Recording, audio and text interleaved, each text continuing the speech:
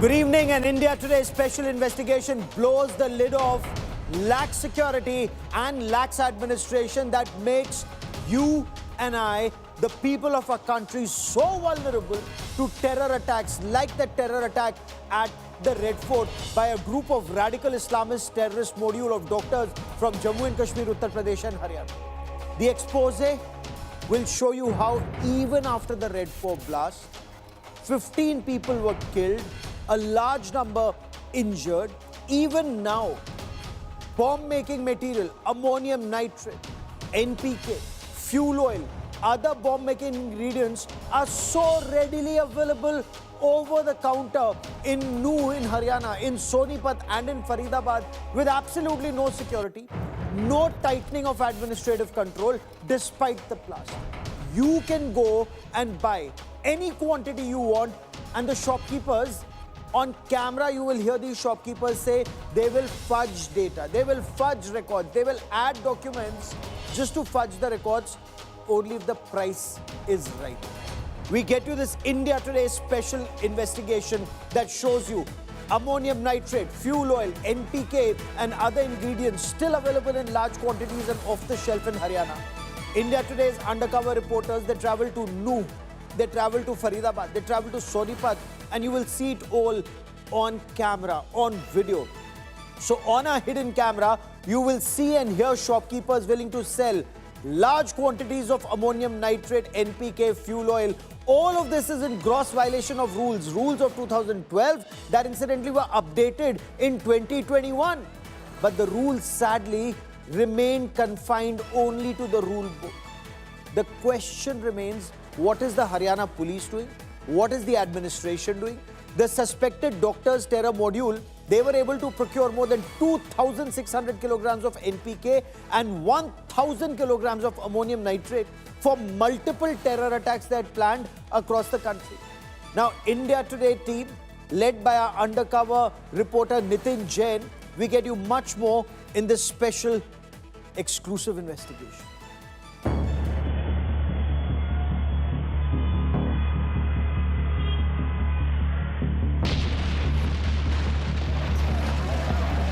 Investigators probing the Red Fort car bombing in Delhi claim that white-collar terrorists had managed to amass 2,600 kilograms of NPK and more than 1,000 kilograms of ammonium nitrate from the villages around the Al-Falah University in Haryana's Faridabad district. In the aftermath, probe agencies have sealed the sales records of fertilizer shops in Nuh, Sona and Faridabad. But while the open sale of chemical fertilizers is prohibited, several outlets are selling them by fudging their records. Perhaps unaware that fertilizer chemicals like ammonium nitrate and urea are deadly when rigged with an IED. India Today's team went undercover to expose such outlets in Delhi, NCR and Haryana. We were surprised to find that within days of the Delhi blast, fertilizers like urea and NPK, fuel oil and explosives used in mining were easily available. These are the same ingredients used in the November 10th Red Fort blast.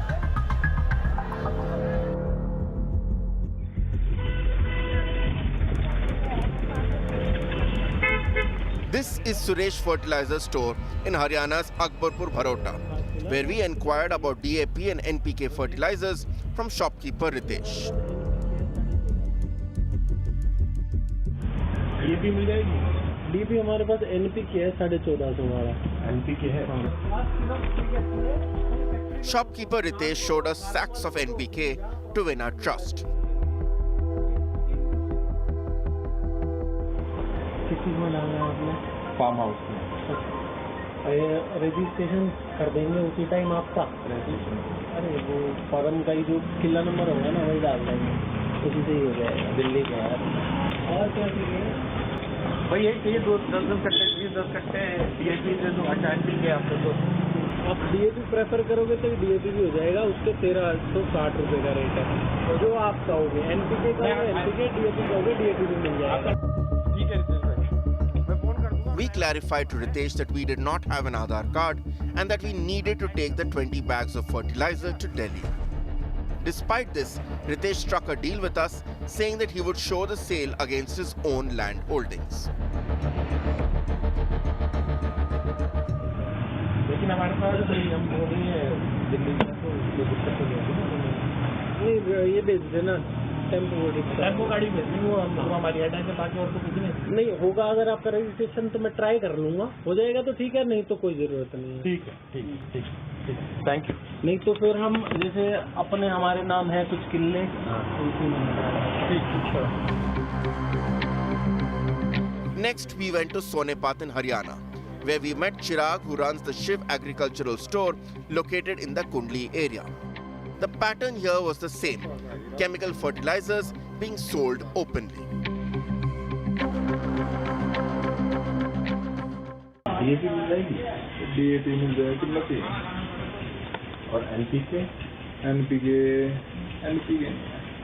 और urea सफेद रंग का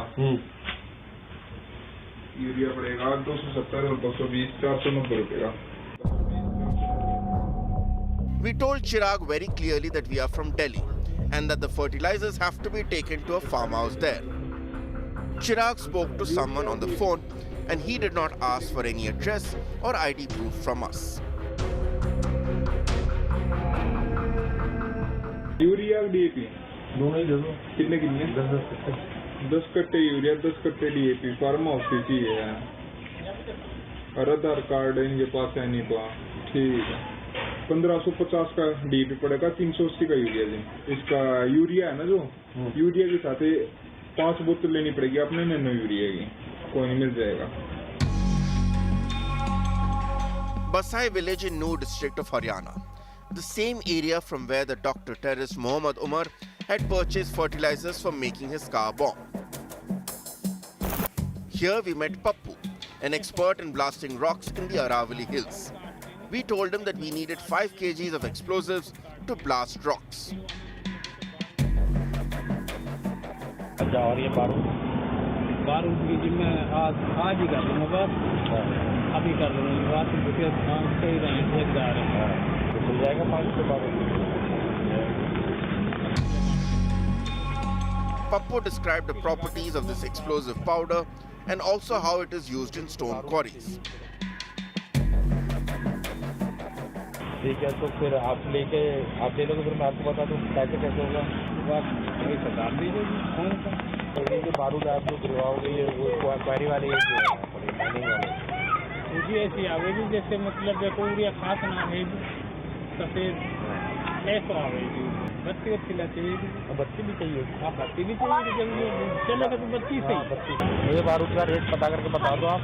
ठीक है, और मुझे 5 kilo के करीब चाहिए, है ना? ठीक है,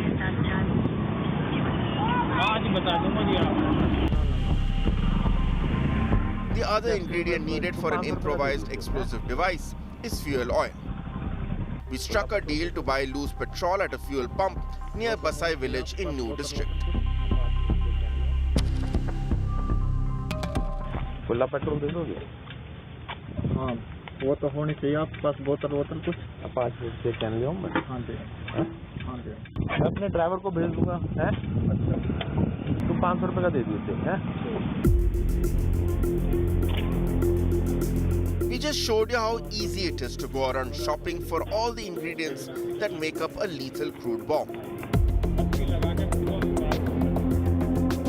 These unregulated markets of Delhi NCR pose a direct threat to the security of the country. For a few thousand rupees, one can easily procure urea, NPK, ammonium nitrate, mining explosives, and loose petrol.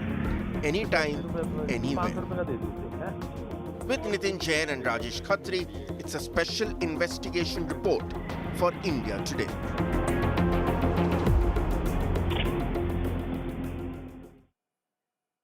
Stellar investigation by Nitin, Jain and Rajesh Khatri. But just imagine, weeks after the Red 4 blast, there's a probe that's currently underway into where and how these radical Islamist terror module of doctors from Jammu and Kashmir, Uttar Pradesh and Haryana were able to procure this bomb-making material. It's a crude bomb-making material. It's been used before in our country. It's now being used again. But how easily is this available? So even now, even today, if another module wants, they can rig together an IED with this material that's available off the shelf. The question is it laxity on the part of the police, the administration, or are we just Ram Bharose?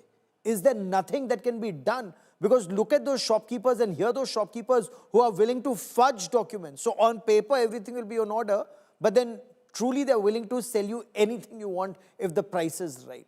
So are we walking into a terror trap, eyes wide shut? Joining me on this India First special broadcast is Dr. Vikram Singh.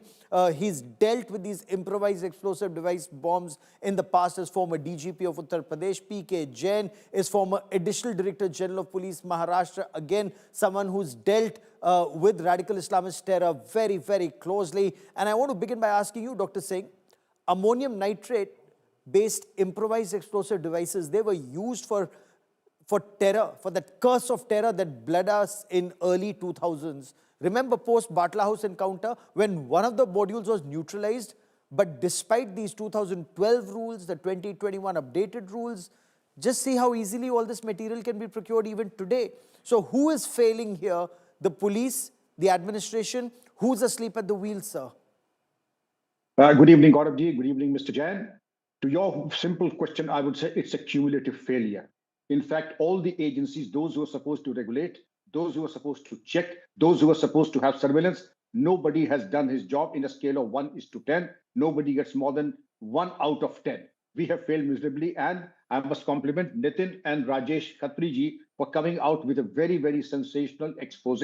Indeed, we are courting the recipe of disaster, and this is nothing but unmitigated disaster. The ease with which you could procure all these items to fabricate a do-it-yourself bomb, well, it is a scary situation. I would say that it is not only a wake-up call, it is something that we have to put our act together and ensure that everything about these explosives, the basic bottom line is that the sale, purchase, and movement should be traceable. It is brought on GPS-enabled vehicles. It is stored with an inventory control. And here you have the shopkeeper who's more than willing and eager to sell, fudge records, and pass on at a premium or a consideration. Then the mining explosives too, the ammonium nitrate, still you very rightly mentioned, the 2012 rules as also updated 2021. You can have any number of rules, but if they are loosely implemented and with the element of laxity and corruption, well, there is no point in having rules and laws that are not implemented faithfully and meticulously. Therefore, I would say this is very worrisome.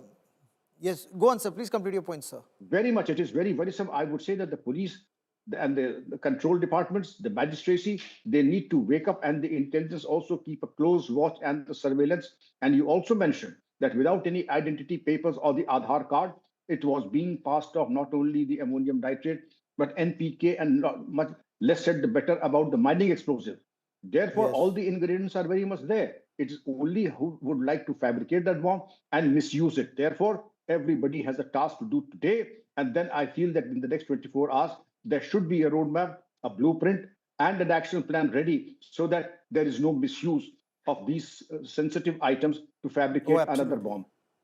You know, what is very worrying, Mr. Jain, and since both of you, gentlemen, you've dealt with IEDs, we've all seen, severed limbs after an IED attack in different parts of the country, whether the pressure cooker bombs or tiffin box bombs, bombs on scooters, motorcycles, wherever they may be, it's very easy to rig them. Mr. Jain, who has failed here in your view that India Today reporters, undercover reporters, Nitin Jain and Rajesh Khatri were able to procure loose petrol, explosives, ammonium nitrate, NPK, should they have wanted ball bearings, nuts and bolts and screws in any amount?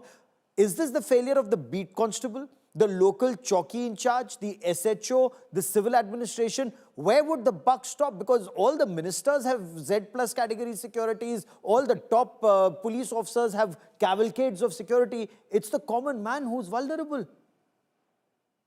Yeah, namaskar. Thank you very much, Dr. Namaskar. Sir, the problem here does not lie with the only the beat constable. Everything eventually stops with the police. Unfortunately, all these things are regulated by different regulators. We have the explosive department. It's a Government of India department which controls the gelatin sticks, which controls explosives per se. Then we have the local police, we have the magistracy, and for the urea, etc., we have got agriculture department.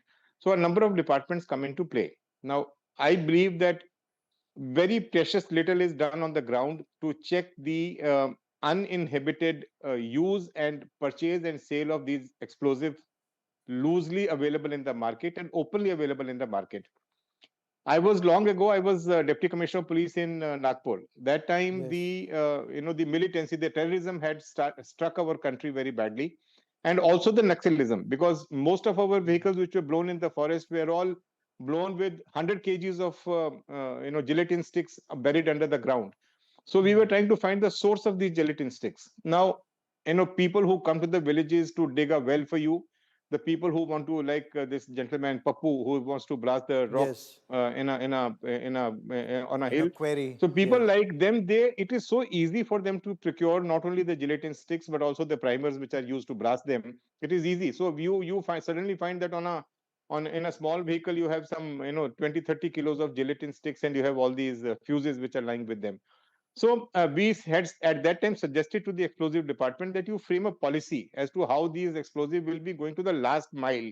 That last mile connectivity and last mile supervision is not there. The first Yes. stage is there, but then from second to third, third to fourth, and the last mile user, there's no control whatsoever. That is one. Second was the gelatin and all these explosives are stored in a small unit which is outside the city. It's basically outside Yes. the living areas. So, which is very easy to break in, and you can have quintals and tons of this material in one heist. You can have tons of this material available to any person who wants to, create havoc in this country. So, as Dr. has very rightly said, it is high time that we wake up to the threat of anything. Here it is ammonium nitrate, it is urea, it is it is oil, it is petrol, which is available, and we must make an example. And let's not forget the judiciary. In most of the Yes. cases which were made in Maharashtra, where the guys were caught with 100, 150, 200 gelatin sticks and fuses, they were let off very easily. Within a day or two, he will procure bail and go about his business again. So it was all, the police would do their job, and everything would come to naught because the guy was out on bail within a day or two. So let's not forget the entire machinery. The enforcement department, of course, is responsible, but at the same time, we must educate our prosecutors and the judges That's an also interesting not point to. you make. Because the enemies of our country, they operate as a team and they operate so well. Whether there would be a doctor from Jammu and Kashmir or a doctor from Uttar Pradesh, they may not know each other earlier, but there is a common cause that seems to unite them. Whether it's the Absolutely. radicalization at a certain mosque, Dr. Vikram Singh, or the misuse of their religion. And this is very worrisome. But are we failing as a society? Because why would a shopkeeper who knows that his own parents or his own family could be equally vulnerable the next time? Because I very strongly believe in karma. Why would he be willing to sell all of this without documentation just to make a little more money? He's making others so unsafe. So are we failing as a society? Is this lack of education, sir? Lack of education and lack of awareness and also a sense of duty. My esteemed colleague, Mr. P.K. Jain, has in fact very rightly said that the various departments that are responsible for the storage, movement, and sale and storage of these explosives, there has to be a proper coordination. And there should be a coordination at the district level to ensure that licensing, traceability, accountability, security measures, movement and tracking, and import and export restrictions are faithfully implemented. But to your first question, I think a sense of duty is also very much required. If everything is there, a sense of duty is not there, we continue to sell ourselves for 13 pieces of gold. Well, that is the tragedy of the character that needs to be reinforced, that before you know what is happening, do not think that death will befall your neighbor. It can befall anyone. And more importantly, as you very said, that karma seeks and like a scud missile will hound the person who has sold off his conscience for a few pieces of gold. And therefore, Oh, I feel absolutely. reinforcement of the rule of law as also educating the shopkeepers, proper surveillance material also, Gauravji. and exemplary action. You find somebody who's guilty, the courts of law must also award exemplary punishment, because punishment is often a deterrence, if not always. Because I want our viewers to know what's the legal position on legal control of ammonium nitrate. Stay with me, gentlemen. What is the legal position on this? Now, there were rules that were brought in. First in 2012. Remember, our country's had a series of these IED blasts. When we were growing up, there was a time when you were told, look under your seat. If you see a toy, do not pick it up. It could be an IED. You see a tiffin box or a cycle, do not go close. It could be an IED, especially during festivals. So rules were brought in. There were regulations that were put in place for these tiffin bombs or scooter bombs or motorcycle bombs.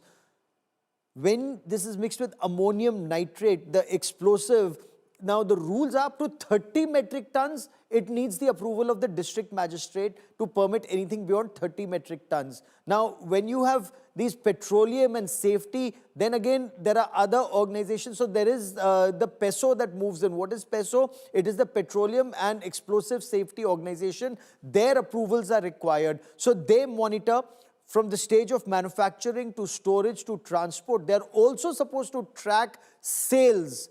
Unfortunately, this tracking of sales is where the system is completely collapsing. Because unauthorized ANFO or ammonium nitrate fuel oil, now the possession of all of this, unless it's with due paperwork, it is illegal. But very clearly, Mr. Jain, papers may be in place, it's on ground, it is not being followed. So in your appreciation and your, decades-long experience in dealing with this, is it impossible to check this? Look at how easily the doctors with their white lab coats and stethoscope were so easily able to illegally procure thousands of kilograms of this smuggled and brought illegally explosives, bought illegally from these stone quarries. So is it impossible to check this, sir? It is not impossible to check. It's only that everybody has to do his job, which is asking for too much in our country, because people get away so lightly by not doing their job. A person who does his job, we say in bureaucracy, will be the guy who will be caught and hammered, because he does his job and wherever he makes a mistake, he's caught. There are n number of people who look the other way, either for some consideration or sheer dereliction of duty, and who don't get punished. So the regulator in our system is the weakest link. It is not difficult at all. The regulator would know as to where the urea is going, and yet he turns a blind eye to the sale of this product. Well, this kind of surprise raid can be conducted on any shop by any regulator, and you send the message down by taking very strict action against one or two individuals, and the whole system corrects. I mean, I will not say the whole system, but 80-90% correction does take place. People will still keep on doing these wrong activities, but the message has to go across down the line that the action will be taken against those who are caught and who breach the law, which doesn't happen, unfortunately. So, but and as I sadly, said, go on, sir. Complete your point, sir. I said if the intentions are okay, if the intentions are right, then these things can be enforced very, very easily without any difficulty at all. I can vouch say that. Thank you so much.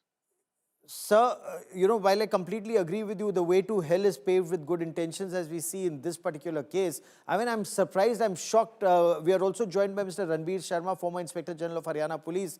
Mr. Sharma, I'm shocked how easily IED making equipment is still so easily available in Nu, in Sonipat, in Faridabad, and so many other places, despite the Red Fort attack. We would have thought that after that, there would be tightening of screws. So are we to believe we are living Ram Bharose in India? Because when doctors and engineers, white-collar terrorists strike, we can only suffer the consequences. Prevention doesn't seem to be happening, sir. I agree with you, because we are also surprised that after this episode, the police should have very, very alert. And I think they have not taken the thing seriously. Agree what is happening and why these things are in the area of the Dhoj or a Nu or near Faridabad area. Actually, what happened, we in our Kisan area, wherever the farmers, they used to keep all these urea and nitrogens and all these fertilizers for their daily uses. Now these new module, it has reveals ki bhi now it can be treated in the RDX also, in a explosive also. Earlier, it was not known to the police also, as well as the others people also. Only few people who were knowing ki bhi this these fertilizer can also be used in the explosive also. That is why the now I think after the episode, after this blast of Delhi, they must have taken very seriously all the things and all the shock. Okay. So the question remains at this point of time, Dr. Vikram Singh, do we need new rules? Do we need to modify existing rules? How does one ensure that, as Mr. Sharma was pointing out, that farmers are not harassed? Farmers take the material they require in the quantity they require, but terrorists don't take advantage of this. Very true, Mr. Gaurav. I would say that my esteemed panelists have made very pertinent points, sir. But how to ensure that? There are any number of rules and laws, but faithful implementation of the rules of law also needs to be ensured. It is good to have small number of rules that are faithfully implemented than to have large number of rules that are loosely implemented. The problem is that all the speakers have mentioned that the implementation of laws and rules needs to be reinforced, surprise checks, inventory control, and also the mandatory surveillance has to be there so that the movement to the ultimate destination is tracked, identity papers are taken up, the surveillance and the inspections should be meaningful and not just by way of just doing it for the sake of doing them. Therefore, I would say that the inspections, the coordination between various agencies, as Mr. P.K. Jain has very lucidly explained, that needs to be ensured. And a test surveillance and a test drive and a test also of a mock purchase of these explosives needs to be done so as to see the ground reality, whether anything has changed in the 10-15 days or we are back to square one and have learned nothing from the tragedy. You know, our investigation would lead you to believe that nothing really has changed on ground. The ease with which our reporters, and imagine these are reporters, they're not either going there with an evil intention or have a bomb-making plot like those radical Islamist terrorists, that module of doctors did. But imagine how easy is it to procure all this material. So what is, as many have asked us, what is ANFO or ammonium nitrate fuel oil? These bombs, as experts tell us, it's basically 94% ammonium nitrate and about 6% fuel oil. Fertilizer is a very strong oxidizer, but it doesn't explode on its own. So it needs not just a fuel oil mix, but it also needs a detonator, some explosive that will set it off, ensure that there's very high energy, high heat that would trigger a massive explosion. That is how these IEDs are rigged to perform. And stronger, the bigger the detonator, the more powerful the blast, depends on the kind of fuel oil that's been used. And terrorists in the past, and unfortunately, we've seen the deadly impact in the cases that we've reported in the past. They use ball bearings and nuts and bolts and screws because the intensity with which these ball bearings then shoot out in multiple directions, and if they pierce your eye, your forehead, your chest, your hands, the screws that pierce your body, they're like thousands of bullets flying in every direction. And Dr. Vikram Singh, this is what makes these IEDs extremely dangerous, sadly extremely easy to rig.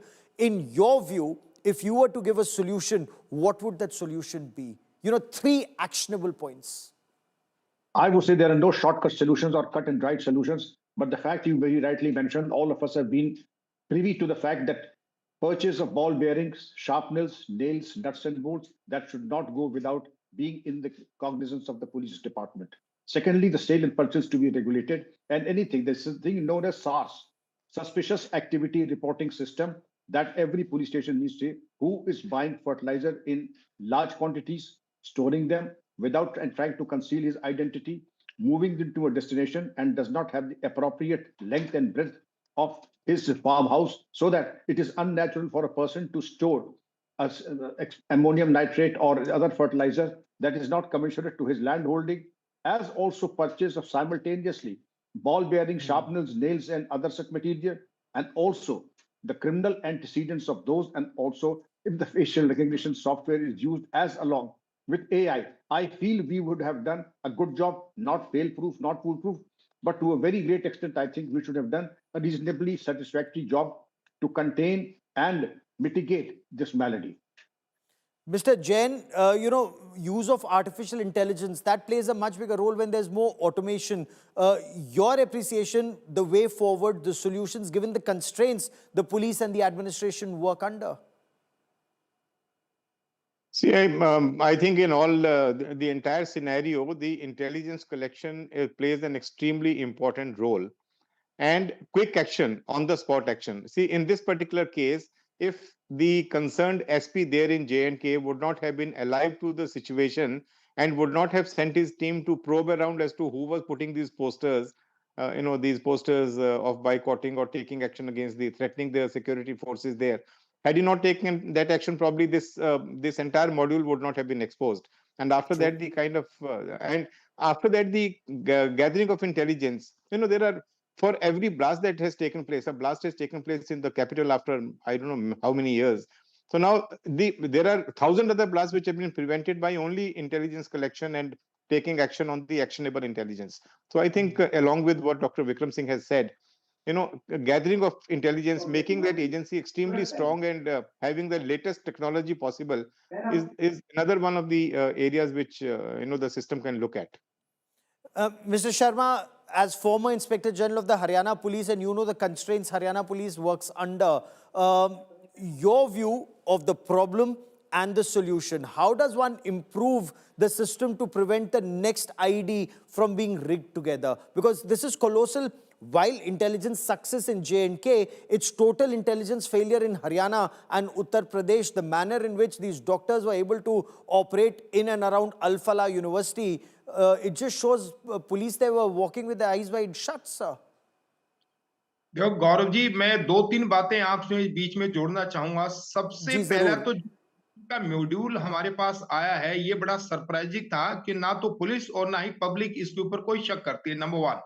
Number 2, doctor के साथ जो fertiliser use हुआ है, nitrogens और दूसरा explosive बनाने के लिए यूज हुआ है, वो भी ना ही किसानों के लिए था और ना ही पुलिस के लिए था। तीसरा जो अभी बात सामने आ रही है इंटेलिजेंस की, इंटेलिजेंस फेलियर जरूर रहा है, क्योंकि 7 तारीख को जिस दिन फरीदाबाद के अंदर ये लड़का पकड़ा गया है आदिल, और इसके बाद ये फरीदाबाद में आ गए हैं, इसके बाद पुलिस की जो चूक हुई है और खासकर दिल्ली पुलिस की जो चूक हुई है दोनों की, कि भी उन्होंने सारी पुलिस को अलर्ट नहीं किया और वो दिल्ली के अंदर बम ब्लास्ट हो गया। जहां तक अगला जो पॉइंट है सुरक्षा का, वो मेन पॉइंट यही है कि भी आपको नंबर 1 सबसे पहले जो है ना, आपका जो सिविल अथॉरिटी है जहां से ये सप्लाई होता है, वहां पे डिटरेंट बनाना पड़ेगा कि कौन आदमी है, किस लिए क्यों ले रहा है। यहाँ पे नंबर 1 तो ये लगाना पड़ेगा। नंबर 2, उनके जो इंस्पेक्टर जो सिविल सर्विसेज है, उनको चेकिंग के लिए डालना पड़ेगा कि भी आपके पास से जो चीज जा रही है बगैर लाइसेंस और बगैर अथॉरिटी के, जैसे डॉक्टर की प्रिस्क्रिप्शन के बगैर वो कोई चीज वहां नहीं यूज हो सकती दुकानों के ऊपर, उसी प्रकार से उसको नहीं करना चाहिए।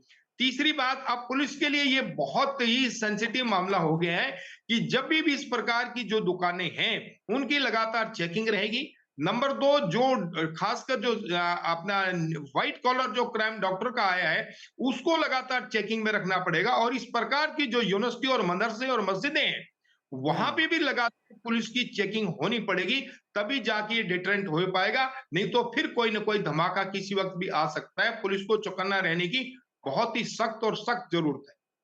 आपने एक बहुत बड़ी बात की और उसी पर let me bring in mister Jain and doctor Vikram Singh. Mister Jain, the Naugam Masjid, where these young doctors were allegedly radicalized, was that failure of intelligence that if so many doctors were being radicalized over a period of time, the Maulvi was arrested much later, and that was after, as you very rightly pointed out, the beat constable and then the SP found out about who were putting up these posters.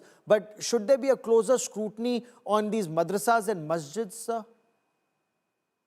See, unfortunately, my experience has been that it's a very closed door kind of a thing.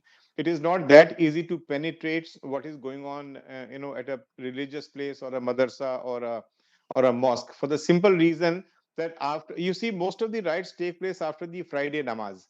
And the kind of takrir that is made there in the masjid at that point of time, which infuriates and which instigates a lot of people to come out on the road and start some kind of a riot, it always happens mostly on Friday. And it is in a closed group. It's so penetrating that group can only be technologically done.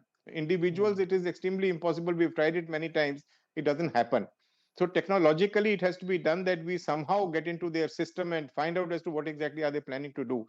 Otherwise, a few individuals meeting in a hospital, meeting in a mosque, meeting in a madrasa, it does not draw the kind of attention that that everybody expects the police to do. I mean, it's an unfortunate scenario, but it's a fact of life. It's the ground reality.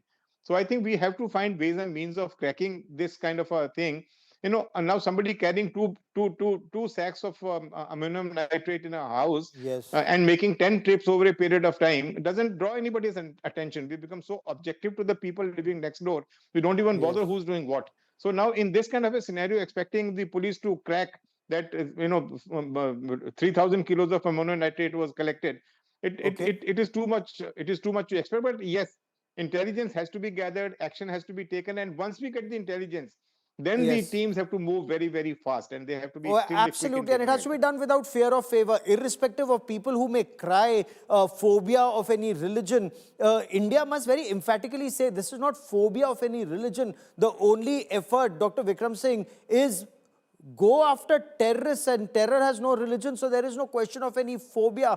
Evidence-based prosecution and the harshest possible action against the guilty should be the only rule to be followed, irrespective of what an enabling ecosystem may say. Dr. Vikram Singh, the last 30 seconds on this part of the show, sir. Well said, Gaurav ji. India first, always and every time. And to that extent, I would say that cultivation of sources to gather information from mosques and the Friday khutbahs is perfectly doable. I have two very esteemed and seasoned and experienced co-panelists, and they would bear me out. Where there is a will, there is a way.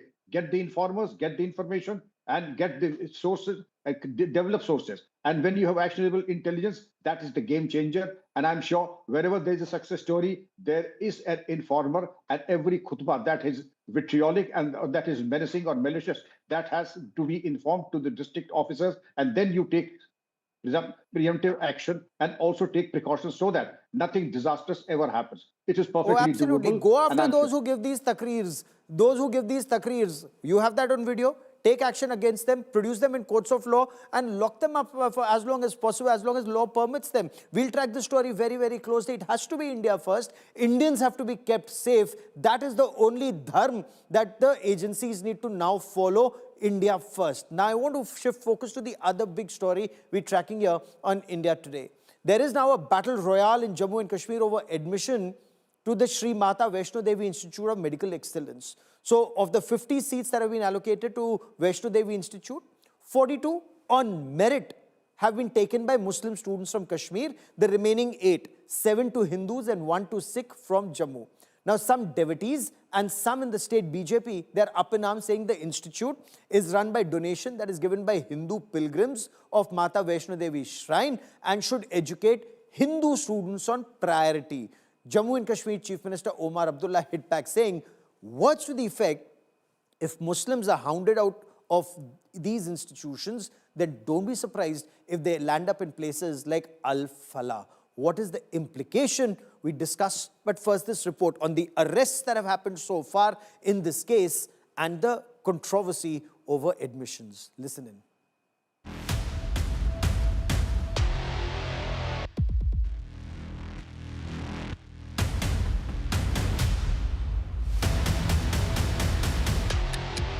The Red Fort blast probe now points to a sinister hospital terror network. From Al-Falah Hospital, ward boy Soeb emerges as a key facilitator. Sources close to the investigation allege he gave shelter, phones and safe houses and cover to suicide bomber Dr. Omar al-Nabi. And now this terror trail has triggered a political storm. कल को फिर वो अगर किसी और institution में चले जाएं जहां पे फिर वो रेडिकलाइज हो जाएं, इसके लिए फिर कौन सुनील शर्मा साहब कहेंगे कि वो कसूरवार हैं. From Al-Falah, the row has reached Kashmir. Jammu and Kashmir Chief Minister Omar Abdullah sparked a fiery debate on faith, admissions and radicalization. While challenging protests over Muslim admissions at Shri Mata Vaishno Devi Institute of Medical Excellence, He said that if Muslims are blocked here, then don't accuse them of being radicalized elsewhere. Faridabad की university में बच्चों ने admission हासिल किया तो क्या पूछा इन्होंने कि ऐसी जगहों में ये जाते क्यों हैं, इन जगहों में ये जाते क्यों हैं जहां पे ये रेडिकलाइज हो जाते हैं। अब आप उनका मजहब देख के उनको एडमिशन डिनाई करना चाहते हो, कल को फिर वो अगर किसी और इंस्टीट्यूशन में चले जाएं जहां पे फिर वो रेडिकलाइज हो जाएं, इसके लिए फिर कौन सुनील शर्मा साहब कहेंगे कि वो कसूरवार हैं। His remarks ignited instant backlash. वो इस डिबेट को अपने उस कोर नैरेटिव पे लाना चाहते हैं, जिस कोर नैरेटिव में वो मुस्लिम समुदाय के बच्चों को प्रवोक करते हैं रेडिकलाइजेशन के लिए, सेपरेटिज्म के लिए, एंटी नेशनलिज्म के लिए। क्या वो जस्टिफाई दिल्ली के रेड फोर्ट ब्लास्ट को कर रहे थे क्या, कि भाई वहाँ से कोई डॉक्टर बन के आएगा, वो कोई भी गलत काम करेगा। What began as a terror investigation in Delhi has now spiraled into a political flashpoint in Kashmir. From hospital corridors at Al-Falah to the political landscape of Kashmir, this probe has sparked a debate on faith, education and radicalization. With Arvind Ojha, Bureau Report, India Today. The battle lines are very clearly drawn between the BJP and the National Conference. Joining me on India First is R.S. Pathania, BJP MLA from Jammu and Kashmir, and Imran Nabi Dar is the spokesperson of NC. Mr. Pathania, if Shri Mata Vaishno Devi institution is not a minority institution, what is the problem, sir, if 42 out of 50 seats have gone to Muslim students purely on merit?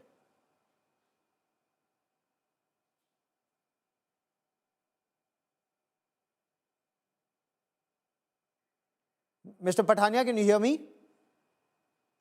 Give me a moment as we reestablish that link with Mr. Pathania.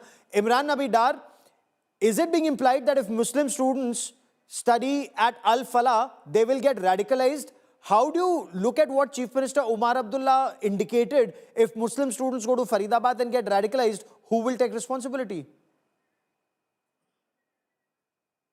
No, Gaurav, first of all, we need to understand the context in which he made that statement. The context is obviously that there has been n number of statements over the last few days about Al-Falah.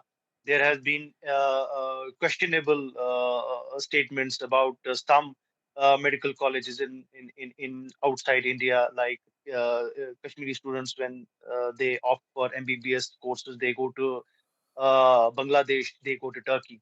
So when there are some players in the country who are questioning why Kashmiri students are going to these places, so it is obvious when situation like this happens in our own country, in our own state, then where will our students go? Where will they have every right to study? They have every right. These particular students who got an admission, they went there not because of any charity. I mean, they passed NEET exam and they qualified it. I don't understand. Yes. It is spiteful that BJP is communalizing education also. I mean, on a day, Mr. Pathania, respond. At Mata Vaishno Devi Institute, it's not a minority institution. If 42 out of 50 seats have gone to Muslim students on merit, is the problem kya hai, sir? Where is the problem? Sir, I think I will be allowed uninterrupted just 2 minutes. Go on. First of all, we all, and everybody, every religion, every sect, every color, there's a right to religion, which is enshrined under the Constitution of India. And secondly, every religious group may be a minority. Hindus are a minority in Jammu and Kashmir. They are enshrined with a fundamental right to set up educational institutions of their size and to promote and propagate their own religion. One part. Thirdly, this Mata Vaishno Devi Shrine Board, this was being governed by the Dharma Trust.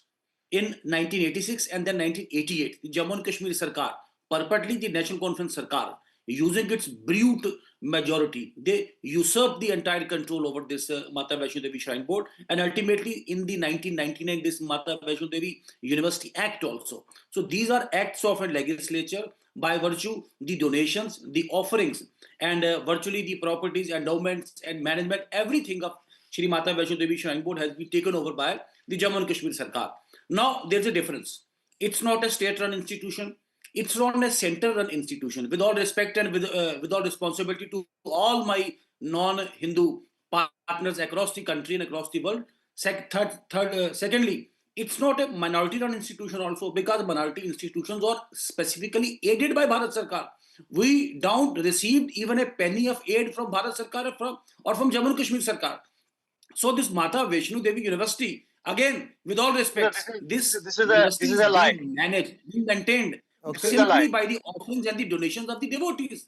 Our only submission, very, very humble submission, that please do not disturb the faith and the devotion of the donators, of the pilgrims, of the devotees. Our very, very humble submission that the ethos, the integrity, the history, the culture of this shrine needs to be maintained. Very simple, very sweet. Imran Please, Abidar. nothing like it. Hindu versus Muslim, communalizing the situation. This is what the National Congress has been doing. Imran Abidar wants to respond.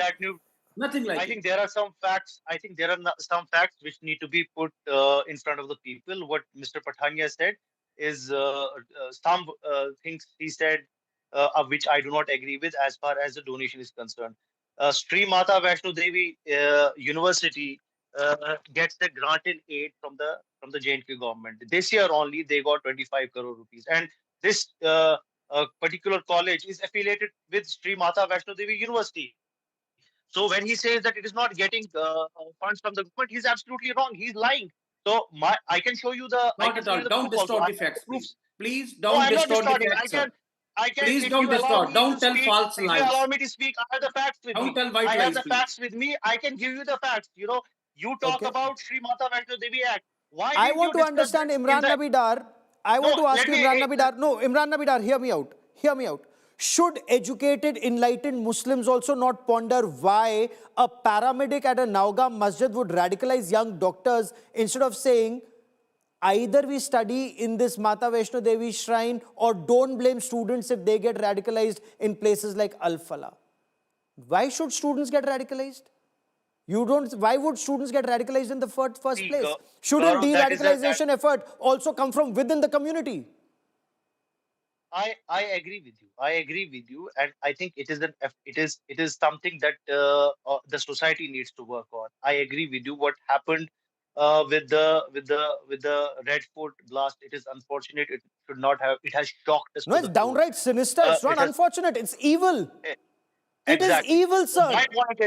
My point is that when these students, why are we trying to connect? I mean, what Umar Saab said, he said, as I mentioned earlier in my initial comment, he made that comment. He said, if they go to Al-Falah, they will get radicalized, or words to that effect. Why should they get radicalized at Al-Falah? Why should Al-Falah be an institution of radicalization? I will tell you. I don't want to name the prominent journalist, editor of a news agency. In an interview, she was discussing this in a very frank interview with a defense analyst. And sir, I don't want to go to random anecdotal evidence, sir. This is far more serious for this country. But I'm not going into anecdotal of what some journalist may have said. This is very serious, sir. Because Mr. Pathania, I also want to understand from you. Look, let us understand, we are a secular country. Mr. Pathania, we are a secular country. We cannot discriminate against meritorious student on grounds of religion. There is merit in Omar Abdullah. In Omar Abdullah, if these aspirants go to Bangladesh, for example, or Turkey, God forbid they will return highly radicalized from there. Show them the richness of what Mata Vaishno Devi institution stands for. Inspire them by our culture. Let them study here and know what real India is all about. What the Sanatan civilization is all about. Gaurav, you are very true. This is what the essence and the edifice of the Sanatana civilization also. And the Indian constitution is also reflective of the same color, of the same content too. But my respectful submission is, sir, that Hindus are a minority in Jammu and Kashmir. Though not declared, but enlisted minority in Jammu and Kashmir.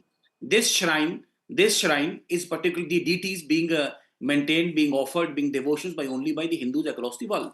Very simple. So this is not a state-run institution where secularism has to be practiced. Right? With all respect to responsibility, and even if, let us suppose, if there's a Hazrat Bal shrine in Kashmir, and they say that we will set up a medical college and a 10 number of seats will be reserved for Muslims, we have nothing to do with it.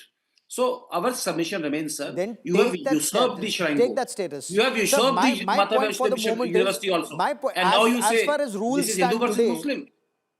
And as you see rules stand what today, Mr. Omar no, says. show them the richness of our culture, plaster the place with our culture so that everyone knows what the Sanatan civilization is all about. But Imran Nabi Dar, don't you agree, sir, that reform has to come from within the community? It cannot be covered under some garb of phobia of a religion or when questions are asked. I agree with you. Reform I has agree to with come you. now, sir. I agree with you, but that is a debate for some time else. But let me respond to what Mr. Pathania said about the Hazrat Bal shrine. We have an Awqaf, we have an Waqf board that is working right now in Kashmir. And under the Waqf Act, there are two universities that are working in Jammu and Kashmir. One is the Islamic University of Science and Technology, and another is Baba Ghulam Shah Badshah University. And these two universities were also established under an act in the assembly, but nowhere are these are universities that were started with the money from the shrine from asthams Sure. Let's have across equal Kashmir. rules in India So, for but that all. is not. Let's have same Let me rules for complete. all. Let me I've run complete. out of time So on this part of the show. can't We will have the this same show situation? later because this is a very serious issue and we must have a bigger show. Because let's have equal rules for all and very transparent rules for all. There cannot be any special rules in this country. Perhaps that's the time has come for that debate. Because look, we are flanked by danger on all sides and we cannot be fighting within our country. 17 years ago, this day, Mumbai bled. Radical Islamist terrorists from Pakistan, 10 Lashkar-e-Taiba terrorists, they came and they killed indiscriminately.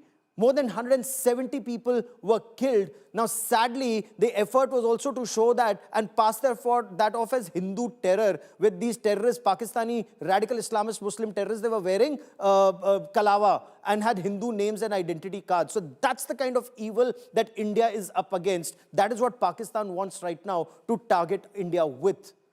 Thank God for Tukaram Ombole, because it was Tukaram Ombole that saved us. I want to leave you with this tribute that India pays to our braves and those who lost their lives in 26/11 Mumbai terror attacks. Never again, never forgive, never forget.